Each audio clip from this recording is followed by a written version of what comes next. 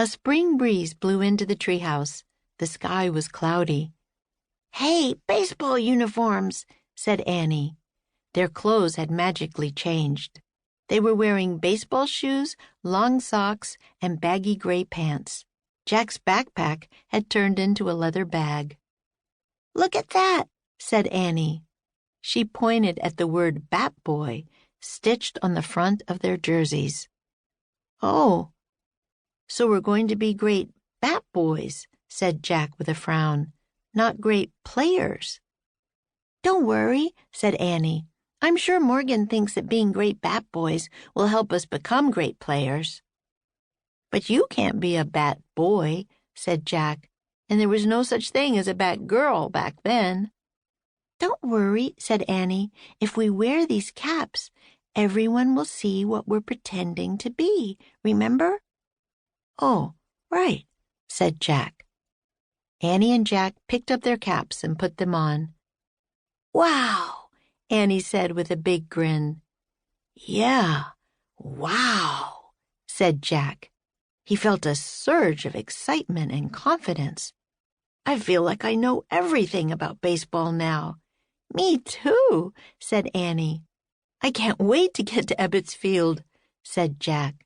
"Let's go." He shoved the baseball book into his backpack. Then he led the way down the rope ladder. Jack and Annie stepped onto the ground. They'd landed in a small grove of trees. Nearby were stone benches and a fountain. Children were playing on the grass and walkways. "Looks like a city park," said Jack. "Let's ask directions," said Annie. As they headed toward the kids, a gust of wind blew through the park. "Watch out," said Jack, grabbing his cap. Annie held onto her cap, too. "We can't lose these," she said. "No kidding," said Jack. They passed a man playing guitar and singing in Spanish. They passed some girls playing jacks. They passed a group of noisy kids shooting marbles. "Hey, 2 Bat Boys," one of the kids shouted. The others looked up and waved at Jack and Annie. Annie smiled at Jack. "See? They think I'm a boy," she said. "The magic's working." "Cool," Jack said with a grin. "You look the same to me, though." "And you look the same to me," said Annie. "Maybe we always look like our true selves to each other." Annie turned back to the kids playing marbles. "Excuse me, how do we get to Ebbets Field?" she called. "That way," shouted one of the bigger kids. He pointed across the park. "When you get to the street, it's just a few blocks east." "You'd better hurry," yelled a small girl. "The game starts at 2:30. "What time is it now?" Jack called. One of the boys looked at his watch. "It's 1:30, he shouted. "Oh, man, we're late," said Jack. "We should have been there at 1 o'clock to start our chores. Run!" "Fast," said Annie. She and Jack held on to their caps, and they began running across the windy park. Bat Boys, wait for us," someone shouted. Jack and Annie looked back. The 2 smallest kids from the marbles game were scrambling after them. Jack thought the boy and girl looked about 6 years old.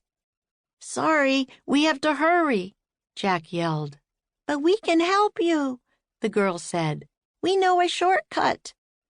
"You do?" said Annie. "Yes," said the boy. "We go to Ebbets Field a lot. This way." The small kids turned and started down a dirt path. Annie and Jack ran after them. "What are your names?" the girl called. "Jack and Andy," Annie yelled back. "What's yours?" "I'm Olive," said the girl. "This is my twin brother, Otis." "Twins? Cool," said Annie. "It's a big day for baseball," said Otis. "That's what we hear," said Jack. "I wish we could be Bat Boys like you," said Otis. "We know all the rules," said Olive. The twins led the way to a busy street at the edge of the park.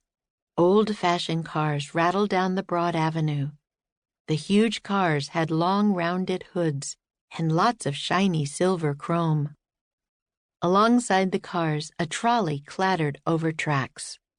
Jack and Annie stood at the corner with the twins and waited for the light to change. Nearby, a newsstand was selling the Brooklyn Eagle. Jack read a headline.